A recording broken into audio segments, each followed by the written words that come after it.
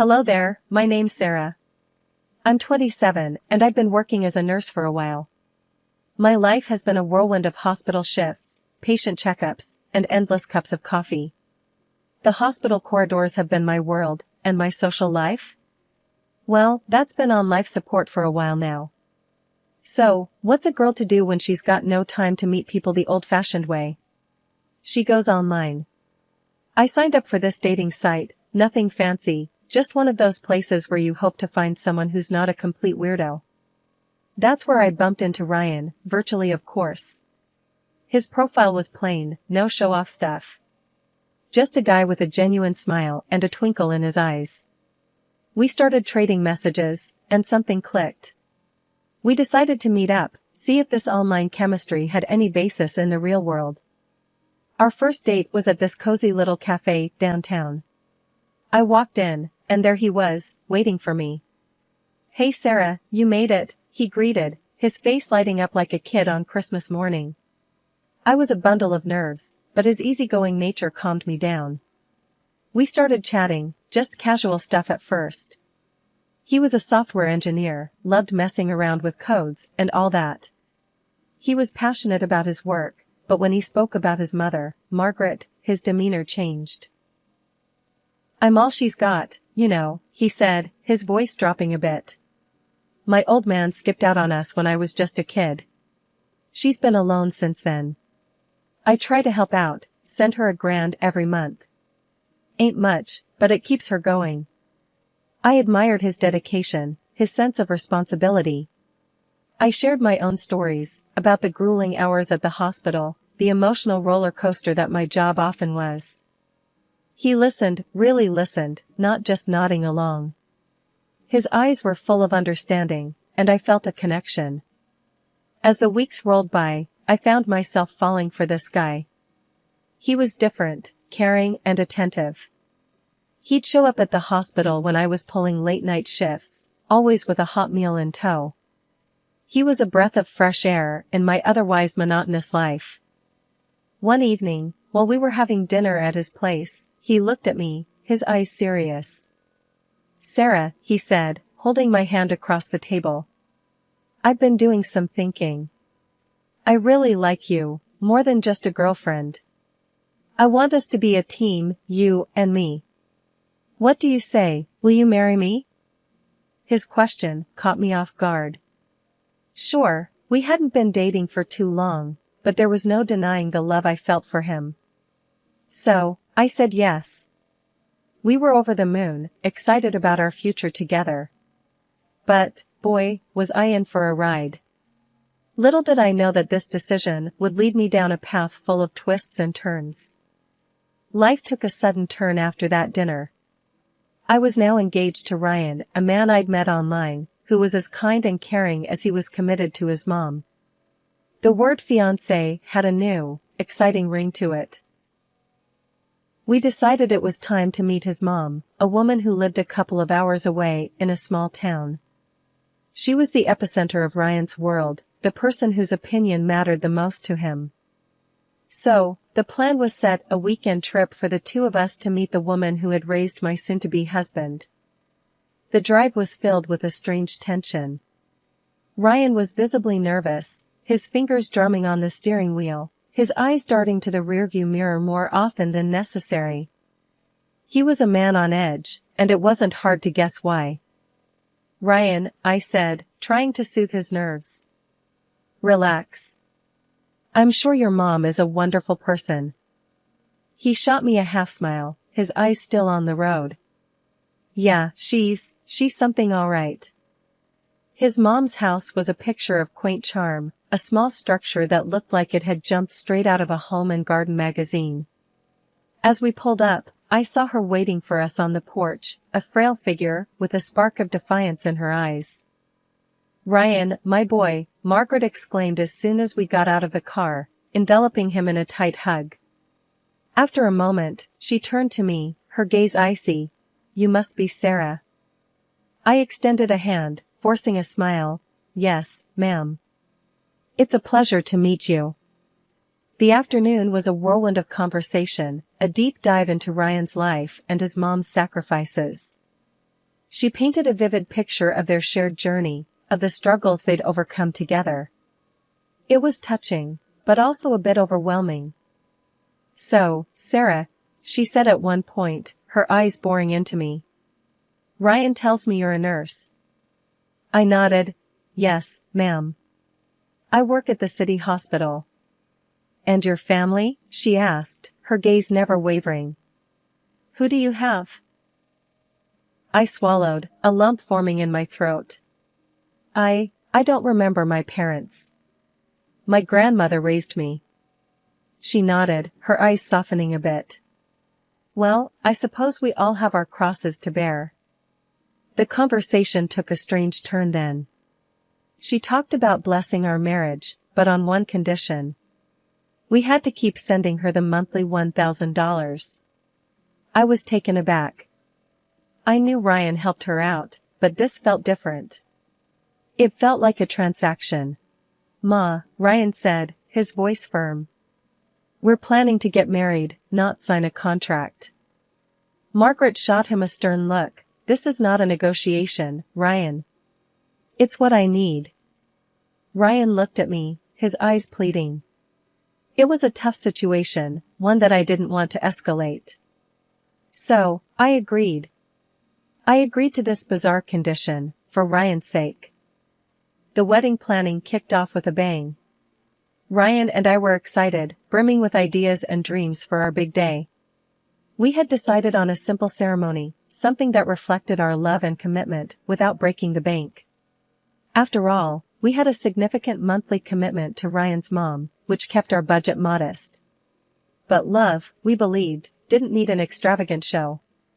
Our venue was the local church, a charming little structure with an air of warmth and familiarity. Father John, the pastor and a dear friend of Ryan's, was more than willing to officiate our wedding. His twinkling eyes and hearty congratulations made us feel even more special. The guest list was a short one, a handful of work friends, Ryan's childhood buddies, and, of course, his mom. Margaret had a strong presence in our lives, and her involvement in the wedding planning was no different. She was there at every turn, her opinion shaping our choices, from the color scheme to the menu. "I think we should serve roast beef," she declared during one of our planning sessions. "Ryan loves it." Ryan, ever the dutiful son, nodded in agreement. "But Mom," he added, "Sarah's a vegetarian. We need to consider her too." His mom simply raised an eyebrow. "Well, it's your wedding too, isn't it?" Ryan didn't argue. He simply agreed and let his mom have her way. I didn't mind much. I was too caught up in the joy of marrying the man I loved. But there was another person who was deeply involved in our wedding planning, my grandmother. She was my rock, my guiding light. She had raised me single-handedly, and her wisdom and strength had always been my inspiration. Grandma was thrilled about the wedding.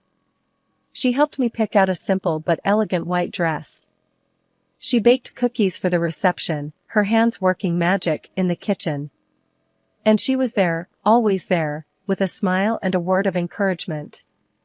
The day of the wedding was a whirlwind of emotions. I was nervous, excited, and a little overwhelmed. Ryan looked dashing in his blue suit, his eyes sparkling with joy.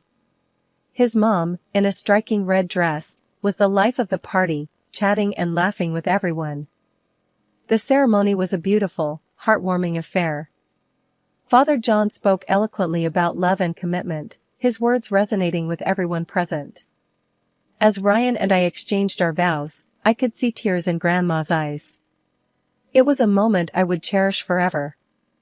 The reception, held in the church hall, was a fun-filled event. The roast beef was a hit, and even though I couldn't partake, I was happy to see everyone enjoying it. Ryan's mom made sure to remind everyone that it was her idea. I didn't mind. I was too caught up in the joy of the day.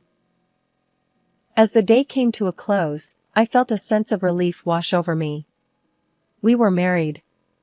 We were starting a new chapter in our lives. I knew there would be challenges, but I was ready to face them. I had Ryan, and I had Grandma. I was ready for whatever life had in store for us. In the weeks following our wedding, Ryan and I were on cloud nine. We had moved into a small rented apartment and were slowly settling into our new life together. Our days were filled with love and laughter, and our nights with dreams of a future we were eager to build together. One of our major goals was to save for a down payment on a house. We had a plan, a budget, and a piggy bank that we lovingly called our future home. Every penny we saved was a step closer to our dream.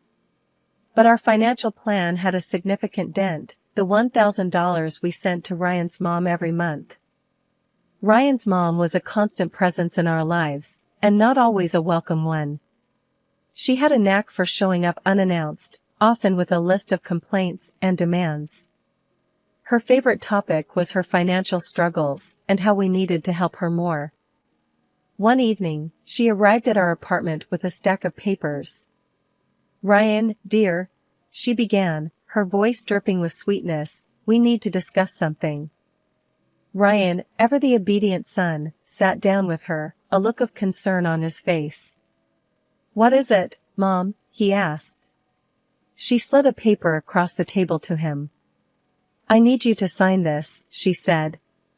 It was a contract, a formal agreement that we, all the time we're married, would continue to send her $1,000 every month.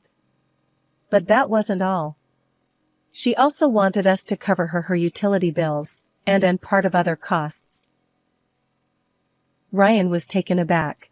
"Mom, we're already helping you out every month." "We can't afford all this," he protested. She simply shrugged. "You'll find a way," she said, her voice cold and unfeeling. I was speechless. The audacity of her demand was shocking. But before I could react, Ryan had already signed the contract. He looked at me apologetically. "I'm sorry, Sarah," he said. "I didn't see this coming." I was seething with anger, not at Ryan, but at his mother. She was exploiting us, and it wasn't fair. "This isn't right," I said, my voice trembling with rage. "You can't just demand money from us like this." She simply smirked. "I just did." The drive home was a silent one. I was too angry, and Ryan was too guilty. Our dream of owning a home seemed to be slipping away, replaced by a growing pile of bills and obligations. Life was a non-stop roller coaster ride with Ryan and his mother. No matter what we did, it felt like we were always under her microscope, and every move we made was met with her disapproval. It was suffocating, and it was starting to eat away at our happiness. The situation reached boiling point one evening when she came over for her usual uninvited visit. Ryan and I had been discussing the possibility of starting a family. We were excited about the idea of bringing a new life into this world. But when I shared our plans with his mother, her reaction was far from supportive. "A baby? Are you two nuts?" Margaret bellowed, her face turning an alarming shade of red. "You can barely keep your heads above water, and now you want to add a baby to this circus?" I was taken aback by her outburst. "We've thought about this, and we believe we're ready," I countered, trying to keep my voice calm. She snorted. "Ready? You think you're ready?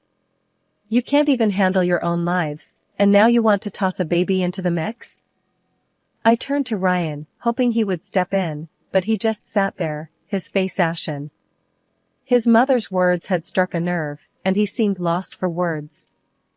"Instead of thinking about a baby, you should be thinking about me," she continued, her voice rising with each word. "I'm not getting any younger. I need you to take care of me, not some snot-nosed brat." I could feel the anger bubbling up inside me.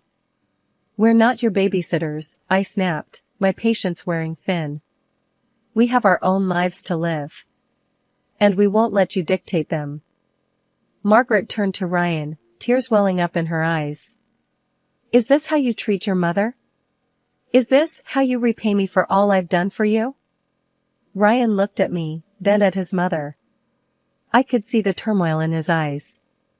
He was caught between his loyalty to his mother and his love for me. Finally, he spoke up. "Mom's right, Sarah," he said, his voice wavering. We're not ready for a baby. We have too many responsibilities already. His words were like a punch to the gut. I couldn't believe what I was hearing. I turned to him, my eyes filled with disbelief. So, you're taking her side now? He didn't answer, just looked down at his hands. That was all the answer I needed. I got up and stormed out of the room, leaving Ryan and his mother alone. That night, Ryan and I had the biggest argument we've ever had. We yelled, we cried, we said things we didn't mean. But in the end, nothing was resolved. He still sided with his mother, and I was left feeling betrayed and alone. The following weeks were a nightmare. Ryan's mother was more intrusive than ever, and Ryan was more distant. As a result, I just stopped communicating with Margaret, even if it was rude, but not seeing her was already a great achievement. She called me an impudent girl and stopped calling me too. I'd been noticing a change in Ryan for a while. He was always on his phone, his fingers flying across the keyboard as he sent text after text. He was coming home late from work, his excuse always the same, just got caught up at the office, babe. I didn't want to believe anything was wrong. I tried to convince myself that it was just work stress, that he was just busy. But deep down, I knew something was off. My suspicions were confirmed when my best friend, Lisa, called me one evening. Sarah, I don't know how to say this, she began, her voice shaking. I found Ryan's profile on that dating site we used to use.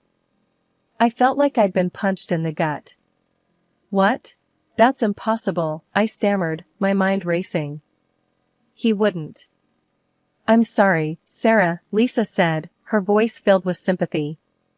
I thought you should know. I hung up the phone, my hands shaking. I felt a wave of nausea wash over me. I didn't want to believe it, but the evidence was right there. When Ryan came home that night, I confronted him. Who is she, Ryan? I demanded, my voice shaking with anger.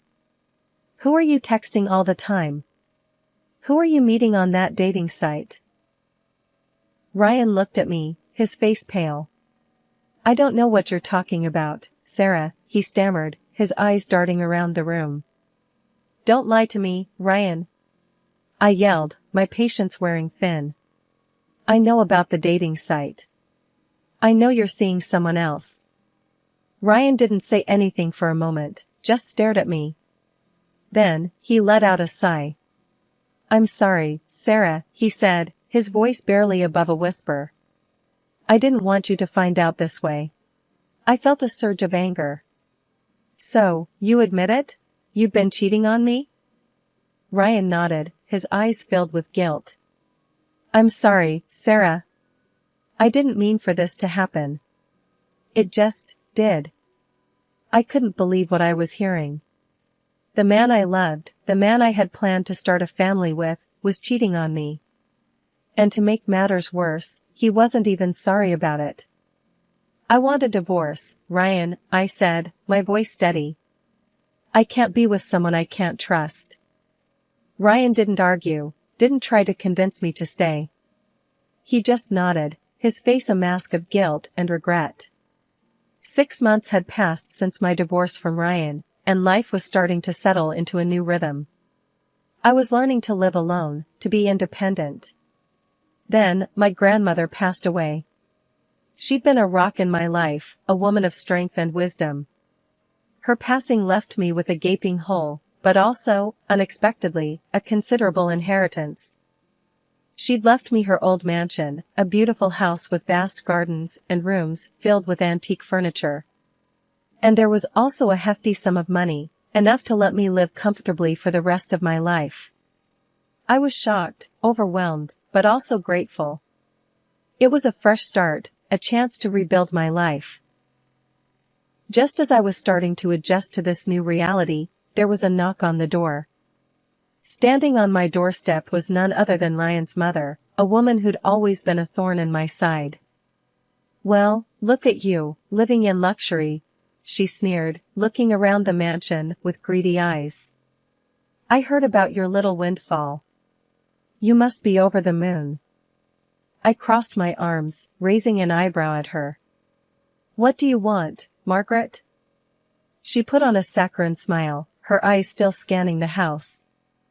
Well, dear, I thought it's only fair that since you and my son are married, I should get a share of this fortune.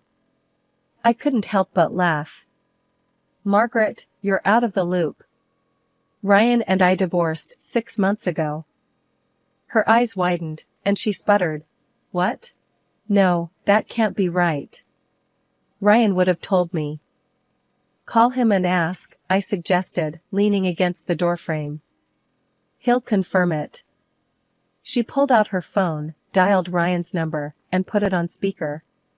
Ryan, tell me it's not true, she demanded when he answered. Tell me you and Sarah are still married. There was a pause, and then Ryan's voice came through, sounding resigned. No, Mom, we're not. We divorced 6 months ago. Ryan's mom ended the call, her face pale. You've made a fool of me, she said, her voice trembling. And you, Ryan, you're an idiot for letting this gold mine slip through your fingers. With that, she turned on her heel and stormed off, leaving me standing in the doorway, shaking with laughter. It felt good to finally stand up to Margaret, to see her taken down a peg. I'd been through a lot, but I was coming out the other side stronger, more confident. My new life was just beginning, and I was ready for whatever came next. I had a beautiful house, financial security, and most importantly, I was free from the shackles of an unhappy marriage. As I closed the door, I couldn't help but smile. Life was looking up. The sun had already started to set when I heard the knock. I opened the door to find my ex-husband, Ryan, standing there. His sudden appearance was as surprising as it was unwelcome. What the hell are you doing here, Ryan? I asked, my voice laced with annoyance. I heard about your inheritance, Sarah, he stammered, his eyes darting around the grand entrance of the mansion. Is it true? I crossed my arms over my chest, raising an eyebrow at him. Yeah, it's true. My grandmother left me her house and a substantial amount of money. What's it to you? Ryan swallowed hard, his gaze never leaving mine. I was thinking, maybe we could give it another shot, Sarah, he said, his voice shaky. I've been a fool. I let my mother dictate our lives. I didn't stand up for you when I should have. I want to make it right. A bitter laugh escaped my lips. Oh, now you want to make it right? I asked, shaking my head in disbelief. Now that I'm rich, you suddenly want to be a better man? You think I can't see right through you, Ryan? Ryan looked taken aback by my words, but he quickly composed himself. It's not like that, Sarah, he said, his voice filled with desperation. I've changed. I can be a better man. I can make it up to you. I stared at him, my heart pounding in my chest. I could see the greed in his eyes, the dollar signs practically flashing in his pupils. He was no different from his arrogant mother. He was just after my money. Listen here, Ryan, I said, my voice cold as ice. You had your chance. You blew it. Now, you want to waltz back into my life because I've come into some money? You're even more pathetic than I thought. Ryan flinched at my words, but he didn't back down. I just want to make it right, Sarah, he pleaded, his voice barely above a whisper. I just want another chance. I shook my head, a humorless smile on my face. You're not getting another chance, Ryan, I said, my voice steady. You're not getting a dime of my money. Now get off my property before I call the cops. With that, I slammed the door in his face, leaving him standing on the doorstep. I could hear him calling out to me, begging for forgiveness, but I ignored him. I had better things to do than listen to his empty promises and pleas. I walked away from the door, my heart pounding in my chest. I'd finally stood up to Ryan, to his manipulations and his lies. I'd finally stood up for myself. In the weeks that followed, I found myself thinking about Ryan less and less. I was moving on, slowly but surely. I was building a new life for myself, a life that was mine and mine alone. I made new friends, people who liked me for who I was, not for my money or my mansion. I started volunteering at a local animal shelter, finding joy in helping those who couldn't help themselves. I was finally living my life on my own terms, and it felt amazing.